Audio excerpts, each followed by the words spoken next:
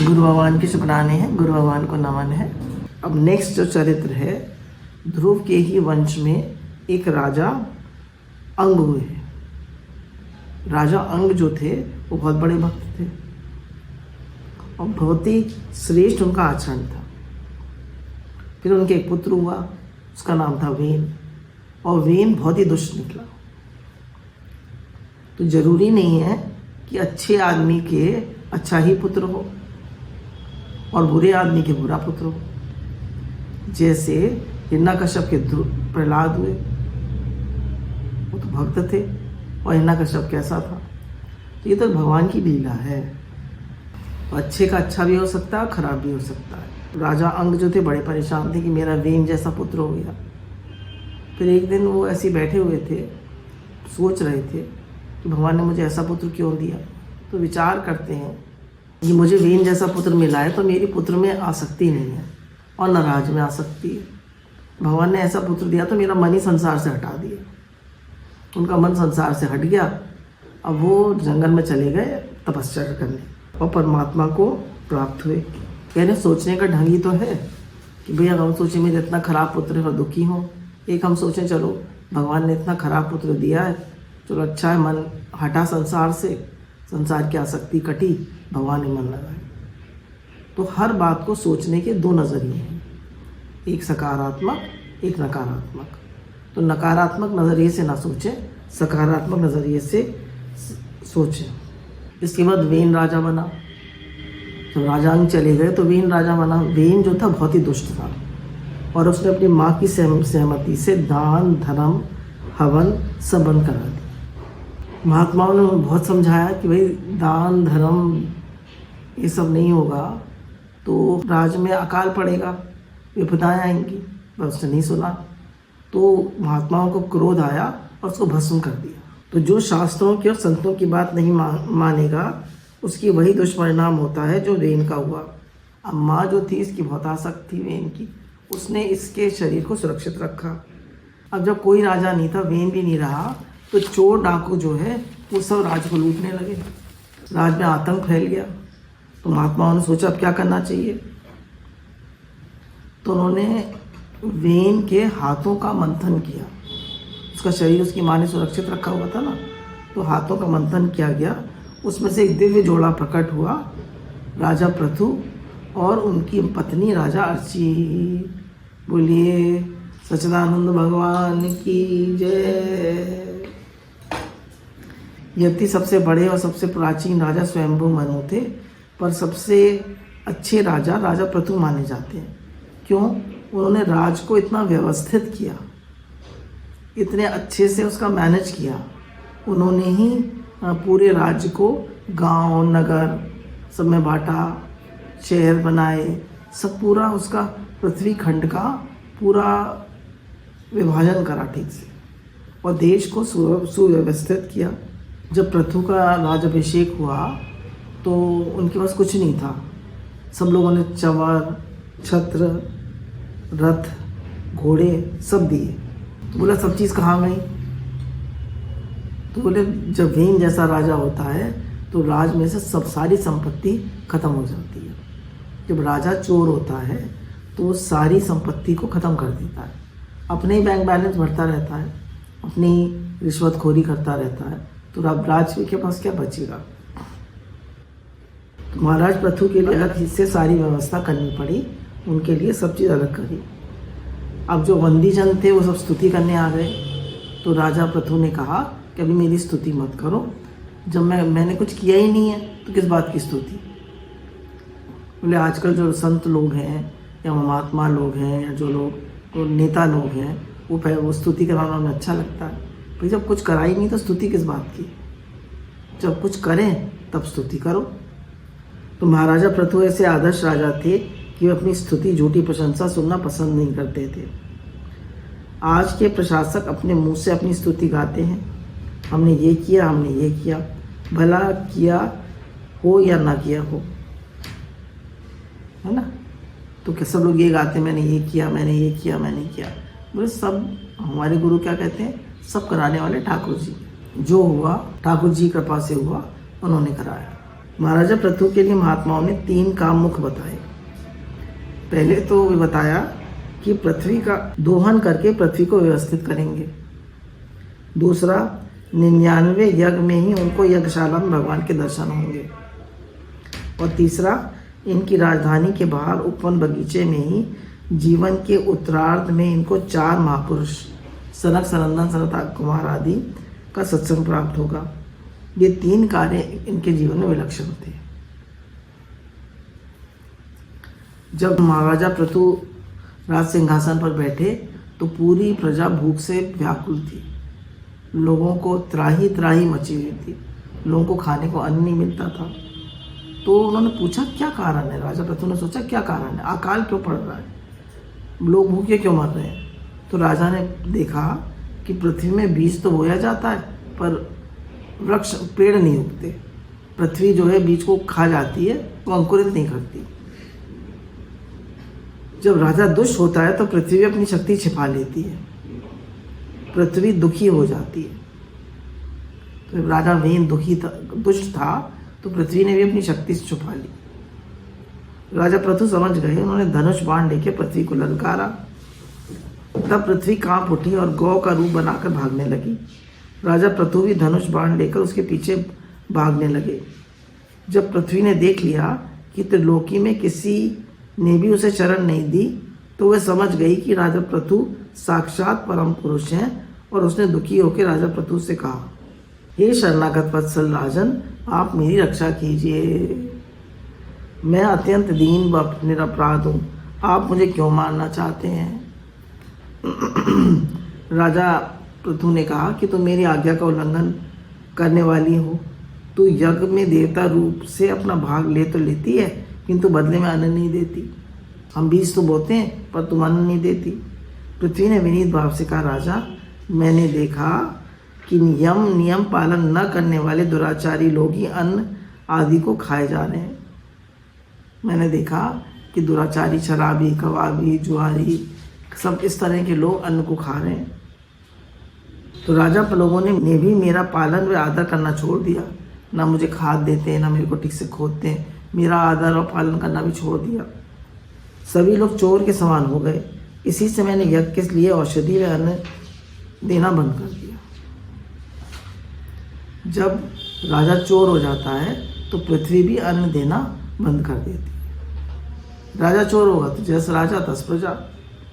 पृथ्वी ने आगे कहा, यदि आपको अन्न की आवश्यकता है तो आप मेरे योग, बछड़ा, दोहन पात्र और धोने की व्यवस्था कीजिए। मैं उस बछड़े के स्नेह से पिन्हा कर दूध के रूप में आपको सभी अभीष्ट वस्तुएं दे दूंगी।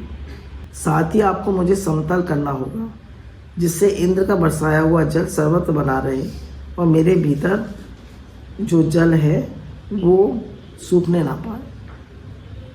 उसने कहा, एक तो आप मुझे समतल करिए और पात्र लाइए धोने का, दूध दुहिए और उसी में सारे बीज मतलब सारी सब चीज़ें आ जाएंगी। तब पृथ्वी जो महाराजा पृथु के अधीन थी, उससे सभी ने अपनी अपनी जाति के मुखिया को बछड़ा बनाकर अलग अलग पात्रों में भिन्न भिन्न प्रकार के पदार्थों को दूध के रूप में धो लिया। स्वयंभू मनु को बछड़ा बनाकर ये सारे बीजों का दोहन किया गया और सारे बीजों का दोहन किया गया। पृथ्वी फिर से हरी भरी हो गई। बोलिए सच्चिदानंद भगवान की जय। बछड़ा मानो धर्म है।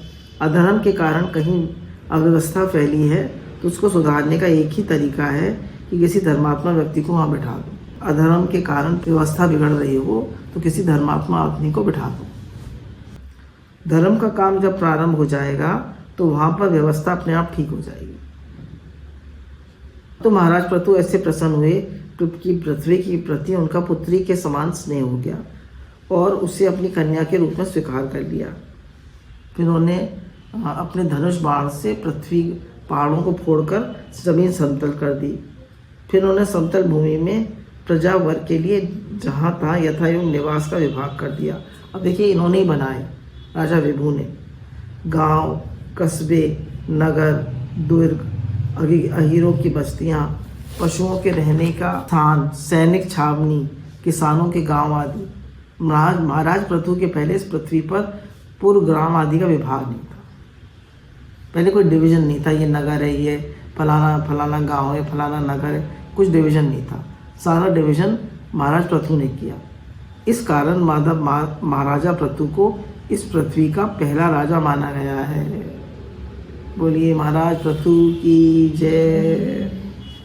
तो राजा का पहला काम है प्रजा के लिए भोजन, वस्त्र और आवास की व्यवस्था करना। जब ये व्यवस्था हो गई तो राजा का दूसरा काम था भगवान की आराधना करना। क्यों? कितना भी बड़ा राजा क्यों ना हो, उसके जीवन में कभी ना कभी दुख, दर्द, वेदना आती है, किसी भी कारण से आए। इसलिए राजा का स्वयं का काम है भगवान की आराधना करना। पहला काम है प्रजा को खुश करना, प्रजा का पालन करना, और दूसरा काम है भगवान की भक्ति करना। पहला काम तो इन्होंने कर दिया, प्रजा को सुखी कर दिया, सब अपने काम कर लिए। और दूसरा काम इन्होंने क्या किया? भगवान की भक्ति। भगवान की भक्ति क्यों करनी चाहिए? जीवन में कभी ना कभी तो दुख सुख आते जाते रहते हैं। तो दुख आएगा तो किसको पुकारेंगे? और मनुष्य जन्म का लक्ष्य है भगवान को प्राप्त करना। अब राजा पृथु भगवान की आराधना करने लगे। भगवान के दर्शन पाने के लिए उन्होंने ब्रह्मावर्त क्षेत्र में 100 अश्वमेध यज्ञ की दीक्षा ली। कहा मैं 100 अश्वमेध यज्ञ करूँगा। जब 99 यज्ञ पूरे हो गए, 100वां यज्ञ होने वाला था, तो इंद्र को डर लगने लगा कि मेरा इंद्रासन चाहते हैं। ये 100 यज्ञ करने पर कोई भी इंद्रासन ले सकता है। अगर इंद्रासन नहीं चाहिए तो भगवान के दर्शन होते हैं। इंद्र ने सोचा पृथु 100वें यज्ञ से मेरे इंद्रासन के लिए कर रहे हैं। इंद्र यज्ञ का घोड़ा चुराकर भाग गया। सोचा यज्ञ पूरा नहीं होगा तो फल भी नहीं मिलेगा। और देखिए इंद्र इतना इनसिक्योर है, इतना उसको डर है कि अगर 100 यज्ञ पूरे हो गए तो ये इंद्रासन मांगेंगे। तो घोड़ा चुरा के भाग गया। पृथु के पुत्र दौड़े इंद्र के पीछे घोड़ा छुड़ाने के लिए। तब इंद्र ने महात्मा का वेश बना लिया और पुत्र बेचारा लौट आया। ये सोचकर ये तो साधु है। अत्रि जी ने कहा कि ये साधु नहीं है, साधु के वेश का दुरुपयोग कर रहा है, मारो इसको, इंद्र को मारो। साधु का आदर है, लेकिन साधु का वेश बनाकर कि जो उसका दुरुपयोग करे तो वह तो बहुत बड़ा दुष्ट है, खतरनाक व्यक्ति है। जब मारने के लिए दौड़े तो इंद्र घोड़ा छोड़कर भाग गया। ये घटना सतयुग की है। सोचिए, सतयुग की घटना है। कहते हैं ना थोड़ा कलयुग है, पर ये तो सतयुग की घटना है। तो सब तरह के लोग सब युग में होते हैं। आजकल भी अच्छे लोग होते हैं। आप सब सत्संगी अच्छे हैं ना, हम सब गुरु के बच्चे हैं। तो जो गुरु के बच्चे हैं हम सब सतयुग में रह रहे हैं। तो मन में सत्य है, मन में शांति है, भगवान याद है, तो सतयुग है। और मन में कलह है, अहंकार है, काम क्रोध इत्यादि हैं, तो यही कलयुग है। कलह लगी पड़ी है मन में। साधु वेश का सतयुग में भी हुआ, त्रेता में भी हुआ। रावण ने जानकी जी का साधु वेश बनाकर हरण किया। द्वापर ने अर्जुन ने त्रिदंडी स्वामी बनाकर सुभद्रा का हरण किया। इंद्र 2 बार साधु का वेश बनाकर घोड़ा छीन कर भाग गया। तीसरी बार महाराजा पृथु ने कहा अगर इसने तीसरी बार विघ्न डाला तो मैं स्वयं इसका वध करूंगा। यज्ञ में विघ्न डालने वाला असुर का काम है या देवता का? अत्रि जी ने कहा यजमान को जब यज्ञ हो रहा हो तो क्रोध नहीं करना चाहिए। उन्होंने कहा मैं ऐसे वो करता हूँ, ऐसा मंत्र पढ़ता हूँ कि इंद्र जो है अपने आसन के समेत हवन कुंड में स्वाहा हो जाएगा। अत्रि जी को क्रोध आ गया क्योंकि इंद्र बार बार विघ्न डाल रहा था। अत्रि जी तैयार ही हो रहे थे कि ब्रह्मा जी प्रकट हो गए। बोलिए ब्रह्मा जी की जय। और अत्रि जी ने कहा आप इतने बड़े महापुरुष होकर ये क्या करने जा रहे हैं? आपको मालूम है झगड़ा गलतफहमी का है। आपका झगड़ा जो है गलतफहमी का में हो रहा है। इंद्र घोड़ा इसलिए चुरा रहा है कि उसको शंका है कि पृथु जी इंद्र बनना चाहते हैं, और पृथु जी इंद्र बनना नहीं चाहते, वे तो भगवान के दर्शन चाहते हैं। अगर इंद्र को ये भरोसा हो जाए कि पृथु भगवान के दर्शन के लिए यज्ञ कर रहे हैं तो वे यज्ञ में सहायता करेगा, घोड़ा नहीं चुराए। तो जितने भी हमारे झगड़े होते हैं वो गलतफहमी के कारण होते हैं। तो गलतफहमी दूर हो जाए तो झगड़ा भी खत्म हो जाएगा। तो उन्होंने कहा पृथु को तो इंद्रासन चाहिए ही नहीं, उसको तो भगवान के दर्शन के लिए यज्ञ कर रहे हैं। अत्रि जी ने ब्रह्मा जी से कहा यदि ऐसा है तो इंद्र को आप समझा दीजिए। ब्रह्मा जी ने कहा इंद्र की इंद्रासन में इतनी ज़्यादा आसक्ति है कि वे कुछ समझने के लिए तैयार ही नहीं है। समझाना तो आपको ही पड़ेगा। जिसकी जहाँ आसक्ति होती है वह कुछ समझने को तैयार नहीं होता। जिसकी जहाँ आसक्ति होती है वो कुछ समझने को तैयार नहीं होता। अधिकतर लोगों को समझाइए, कोई नहीं समझ सकता, कोई समझता ही नहीं है। तो गुरु के पास आते हैं, मन हमारा रिसीविंग माइंड में होता है, तो हम थोड़ी बहुत बात समझ लेते हैं, बाकी कोई समझने को तैयार नहीं होता। आप किसी को समझाइए, वेस्ट ऑफ टाइम। तो सब अपने मन को समझाते हैं। Reformers wanted of themselves, not of others. We cannot change the world, we can only change ourselves. अब ब्रह्मा जी कहते हैं कि ज़रूरी नहीं है कि 100 यज्ञ करने पर ही भगवान दर्शन दें।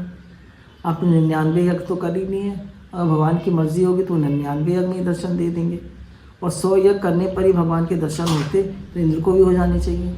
उसको उसने तो 100 यज्ञ करें और वो तो यज्ञ का घोड़ा चुरा के भाग रहा है। कोई ज़रूरी नहीं है। पृथु को बात समझ में आ गई। ब्रह्मा जी ने कहा देखो पृथु, भगवान प्रेम से मिलते हैं। भगवान 100 यज्ञ करने से नहीं मिलते। भगवान किससे मिलते हैं? भगवान प्रेम से मिलते हैं। 100 यज्ञ करो या 1000 यज्ञ करो, जब तक प्रेम नहीं होगा भगवान दर्शन नहीं देंगे। जब तक प्रेम नहीं होगा तो भगवान दर्शन नहीं देंगे, और प्रेम होगा तो 99 में दर्शन दे देंगे। इसलिए आज्ञा है मेरा निवेदन है, तुम इस अंतिम यज्ञ का संकल्प छोड़ दो, जिससे तुम्हारा और इंद्र का झगड़ा बंद हो जाए। और भगवान की करना होगी तो इतने में ही मिल जाएंगे। पृथु समझ गए, उन्होंने अंतिम यज्ञ का संकल्प बीच में ही छोड़ दिया। अब देखिए, उन्होंने ब्रह्मा जी के समझाने से अपना संकल्प छोड़ दिया ना। अब अगर हम समझदार हैं तो हम गुरु के समझाने से या अपने बड़ों के समझाने से कोई सही बात है तो उसको मान लेना चाहिए, और नहीं मानते तो दुखी होते हैं। महापुरुष की आज्ञा का फल ये हुआ कि जैसे ही संकल्प छोड़ा, थोड़ी देर में पृथु ने देखा शंख, चक्र, गदा और पद्म लिए भगवान नारायण इंद्र के साथ लिए हुए यज्ञशाला में प्रकट हो गए। बोलिए भक्त वत्सल भगवान की जय, हमारे श्याम सुंदर भगवान की जय, माँ के बिहारी लाल की जय। जय जय श्री राधे श्याम। इसलिए कहा गया है भगवान साधना से नहीं कृपा से मिलते हैं। इसलिए कृपा का अनुभव तो तभी होगा जब साधना पूरी करके देख लेंगे। भगवान ने महाराजा पृथु से कहा इंद्र को माफ़ कर दो, इसने अकारण आपका अपराध किया। इंद्र उनके चरणों में प्रणाम करने लगा। पृथु ने कहा प्रणाम मत करिए, मेरे मन में आपके प्रति कोई द्वेष नहीं है, और आपका और मेरा रास्ता फ़र्क है, अब आप यहाँ से जाइए। इंद्र वहाँ से चले गए और भगवान विराजमान हैं। अब राजा पृथु की और भगवान की बातचीत हो रही है। भक्त और भगवान की बातचीत हो रही है। पूजन के बाद भगवान आसन पर बैठ गए और महाराजा पृथु ने अपनी तरफ से का कहते हैं राजन, तुम्हारे गुणों से और तुम्हारे शील से मैं बहुत प्रसन्न हूँ। भगवान राजा पृथु से कहते हैं कि मैं तुम्हारे गुणों से और शील से बहुत प्रसन्न हूँ। सत्य से शील बड़ा होता है। अब ये हम अक्सर सुनते हैं सत्य से शील बड़ा होता है। सत्य क्या था कि राजा पृथु ने 100 संकल्प का व्रत लिया था कि मैं 100 यज्ञ करूँगा, तो किए उन्होंने 99। पर क्योंकि उन्होंने ब्रह्मा जी की आज्ञा मानी और इंद्र से झगड़ा ख़त्म कर दिया, तो भगवान 99 यज्ञ में ही प्रकट हो गए। तो अपना अहंकार नहीं रखा उन्होंने कि मैंने 100 यज्ञ कहा है तो मैं 100 यज्ञ ही करूँगा। भगवान कहते हैं मेरी इच्छा है तो मुझसे कुछ वरदान मांगो। ऐसा भक्त हो, ऐसा प्रेमी हो जहाँ भगवान को स्वयं ही देने की इच्छा हो रही है। अब राजा पृथु ऐसे हैं कि भगवान स्वयं देने की इच्छा करते हैं। हम कैसे भक्त हैं? भगवान नहीं मिलते फिर भी लिस्ट उनके सामने तैयार पड़ी है, भगवान ये देना, भगवान ये देना। कोई बीमारी आ जाएगी, भगवान ये ठीक कर दो, ये ठीक कर दो। कोई काम नहीं चल रहा हो, भगवान ये ठीक कर दो। लड़की की शादी नहीं हो रही तो भगवान लड़की की शादी करा दो। लड़के की तबीयत ठीक नहीं है तो उसकी तबीयत ठीक कर दो। लड़के की नौकरी अच्छी नहीं है तो उसकी नौकरी लगवा दो। हमारी कोई ना कोई लिस्ट तैयार रहती है। लोग कहते हैं आजकल भगवान क्यों नहीं मिलते? बोले भगवान जानते हैं कि बिना मिले तो लिस्ट तैयार है, मिल जाऊंगा तो बड़ी समस्या हो जाएगी, इसलिए भगवान आते ही नहीं। एक संत कहते थे गोपियों का जैसा मक्खन होना चाहिए जो भगवान छीन के खा जाए। इतना प्रेम होना चाहिए गोपियों जैसा कि भगवान गोपियों का मक्खन छीन के खाते थे। तो छिपा देती थी अंधेरे में, भगवान फिर भी छीन के खा लेते थे। ये उनका भाव था। गोपियाँ क्या भोग लगाती थी, क्या घंटी बजाती थी, क्या मंत्र पढ़ती थी, क्या पर्दा लगाती थी? नहीं, डंडा लेकर बैठती थी, आज आएगा तो मारेंगे। फिर ही भगवान उनका मक्खन छीन कर खा जाते थे। ये गोपियों का निष्काम प्रेम। भगवान महाराज पृथु से कहते हैं वरदान मांगो, ये मेरी इच्छा है। महाराज पृथु ने कहा क्या मांगो? इस पृथ्वी का राजा तो मैं स्वयं हूँ और इंद्र के हाथ मैंने देख लिए क्या दुर्दशा हो रही है उसकी। घोड़ा चुरा के भागता फिर रहा है यज्ञ का। इस दुनिया में अब मेरी कोई इच्छा नहीं रही। आपके दर्शन की अभिलाषा थी प्रभु, आपने बड़ी कृपा की, आपने मेरे को दर्शन दे दिए। प्रभु थोड़ी देर बैठे रहे। जब भगवान सगुण साकार रूप में आए हैं, दर्शन दिए हैं, तो जाना भी होगा। भगवान थोड़ी देर बाद बोले प्रभु तो हम चलते हैं अपने धाम को। अब प्रेम जो होता है तो आराध का बाधक नहीं होता। महाराज प्रभु मना तो नहीं कर सकते थे क्योंकि प्रभु के किसी काम में बाधा पड़े ये नहीं चाहते थे। लेकिन आप देखें जिनके जीवन में कोई संसार या स्वर्ग की किसी प्रकार की अभिलाषा नहीं है, केवल भगवान की अभिलाषा है और वो सामने बैठे हैं, तो वो जाने के लिए कैसे कह दें? और उनको लग रहा है कि भगवान बैठे, मैं थोड़ी भगवान से बातचीत करूं, भगवान बैठे। राजा पृथु अंदर से ये चाह रहे कि भक्त भगवान बैठे हैं सामने और भक्त बैठा है, तो भक्त चाहता है ना कि भगवान थोड़ी देर बैठे मेरे साथ, बातचीत हो, मैं उन्हें निहार लूँ, मैं उनको अपनी आँखों से पी लूँ। तो पृथु अपने को संभाल नहीं सके, ना चाहते हुए उनकी आँखों से अश्रुपात होने लगा। जिनको केवल भगवान चाहिए और वो छोड़कर जा रहे हैं, तो अपने आप को कैसे संभालें? जब महाराज पृथु रोने लगे तो भगवान ने कहा पृथु ठीक है, मैं अभी बैकुंठ नहीं जाऊंगा। भगवान रुक गए। यह है प्रेम। बहुत देर बैठे रहे, पृथु के साथ चर्चा होती रही। भक्त और भगवान जहाँ बैठे हों वहाँ कहना ही क्या। जहाँ प्रेम की चर्चा होती है वहाँ कितने ही घंटे बीत जाए पता नहीं चलता। फिर भगवान ने कहा पृथु मेरी इच्छा है तुम मांग लो, मेरी खुशी के लिए कुछ मांग लो। पृथु ने सोचा कुछ मांगना ही अच्छा होगा, मांगूंगा तभी तो तब तक दर्शन होते रहेंगे। पृथु ने कहा भगवान एक वरदान दीजिए और एक वरदान बैकुंठ के लिए दीजिए। अब 2 वरदान मांगे पृथु ने, एक वरदान पृथ्वीलोक के लिए और एक वरदान बैकुंठ के लिए। इस लोक के लिए क्या मांगा कि मुझे आप 10,000 कान दे दीजिए।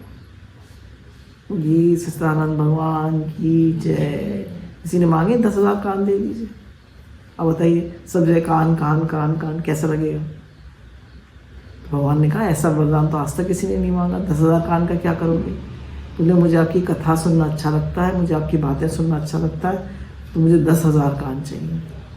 मैं आपकी कथा सुनता रहूँ, आपकी बातें सुनता रहूँ। तो भगवान ने कहा मैं तुम्हें ये तो पॉसिबल नहीं है, मैं तुम्हें तुम्हारे कानों में ही 10,000 कान की शक्ति दे देता हूँ। पूछा कि बैकुंठ से क्या चाहिए? बोले बैकुंठ में मैं आपके चरण दबा सकूं। भगवान ने कहा ठीक है चरण दबा लेना। जब अब वो देखिए उनको कितना पता है कि मैं तो बैकुंठ जाऊंगा, कितना विश्वास है। बोले बैकुंठ में आपकी एक और है, वो पति परायणा लक्ष्मी जी, वो कहेंगी मैं पैर दबाऊंगी और मैं कहूँगा मैं दबाऊंगा। तो आप मेरी साइड लीजिएगा, लक्ष्मी जी की साइड मत लीजिएगा। भगवान ने कहा तुम्हारे जैसे प्रेमी को मैं चरण सेवा के लिए क्यों मना करूँगा? भगवान ने कहा फिर क्या कहना चाहते हो? जब चरण सेवा को लेकर झगड़ा हो तो आप अभी से वरदान दे दो कि आप लक्ष्मी जी की साइड नहीं लेंगे, मेरी साइड लेंगे। भगवान की आंखों में प्रेम के आंसू आ गए। कल्पना नहीं कर सकते कोई ऐसा वरदान भी मांग सकता है। भगवान गदगद हो जाते हैं और वो वरदान भी दिया। फिर महाराज पृथु ने भगवान का पूजन किया और भगवान वहाँ से अपने धाम को चले गए। महाराज पृथु अपने नगर में आते हैं। नगर में आके प्रजा को बुलाया और प्रजा को धर्म का उपदेश देते हैं। क्या उपदेश देते हैं? हे सब लोगों, तुम लोग धर्म के काम करना। प्रजा जो धर्म करती है उसका 6वां हिस्सा राजा को मिलता है। नियम थोपा नहीं। प्रभु ने कहा, तुम अच्छा काम करोगे तो उसका 6वां हिस्सा मेरे को मिलेगा। इसलिए मेरी भलाई को ध्यान में रखते हुए तुम लोग अच्छा काम करो। बोले जो लोग अच्छा काम करते हैं उसका 6वां हिस्सा राजा को मिलता है, तो इसलिए तुम लोग अच्छा काम करो।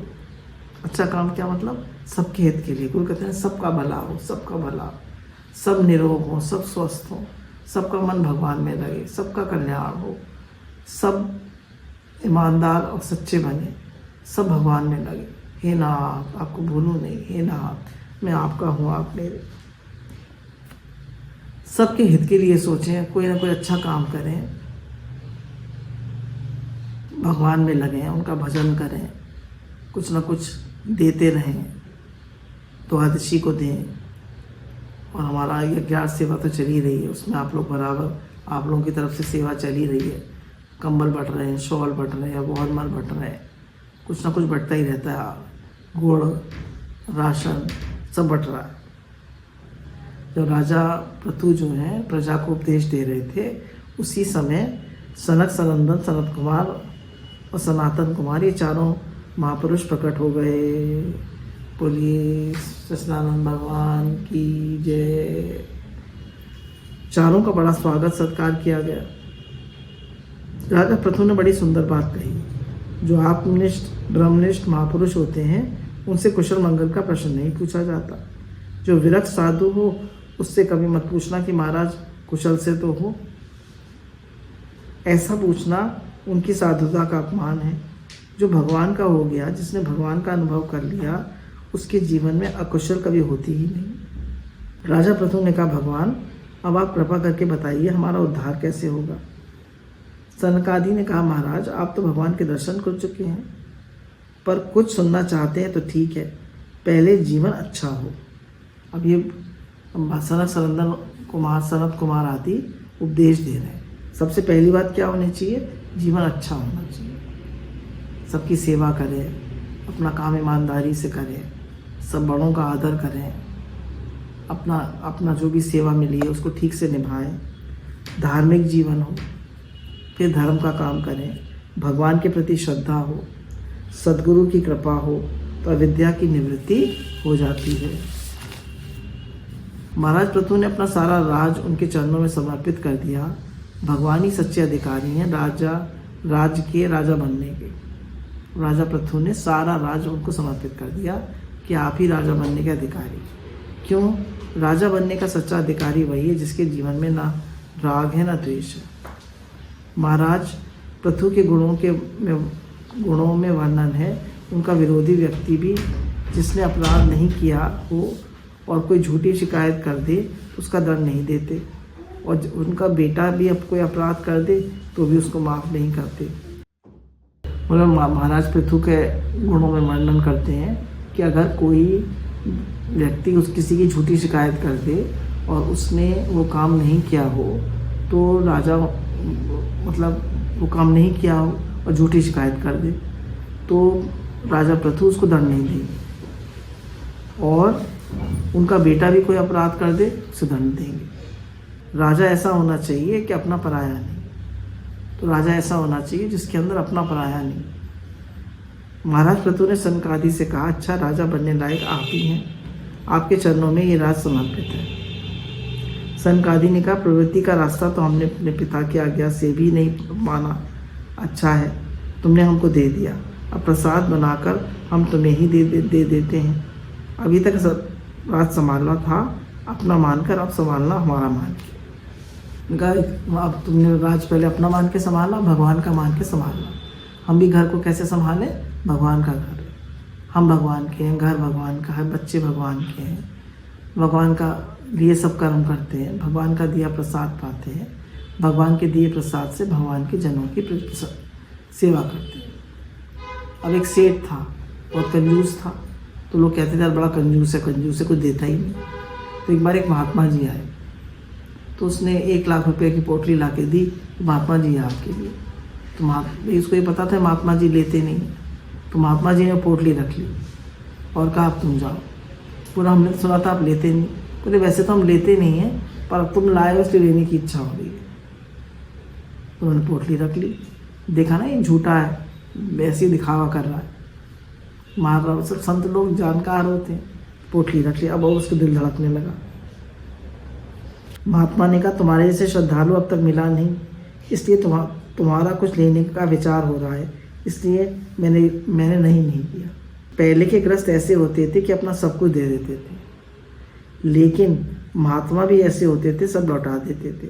आज गृहस्थ इसलिए सोच समझ कर देता है कि जानता है कि जो दे दिया वो वापस आने वाला नहीं है।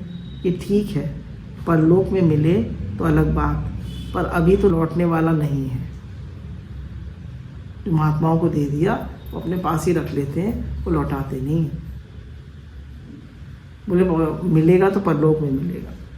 महाराजा प्रतु ने सनक सनंदन आदि को सब कुछ दे दिया और सनक आदि ने उन्हें सब कुछ लौटा दिया। उसके बाद महाराज प्रतु ने अपने पुत्र को राजा बना दिया और जंगल में चले गए। एक दिन सहज में भजन करते हुए उनको पंचभौतिक शरीर शांत हो गया। महारानी अर्ची जो उनकी रानी थी, उनके शरीर के साथ सती हो गई। इस प्रकार दोनों भगवान के धाम को चले गए। आकाश में दुंदुभी बजने लगी, फूलों की वर्षा होने लगी। बोलिए भक्तवत्सल भगवान की जय। बोलिए राजा प्रतु और अर्ची की जय।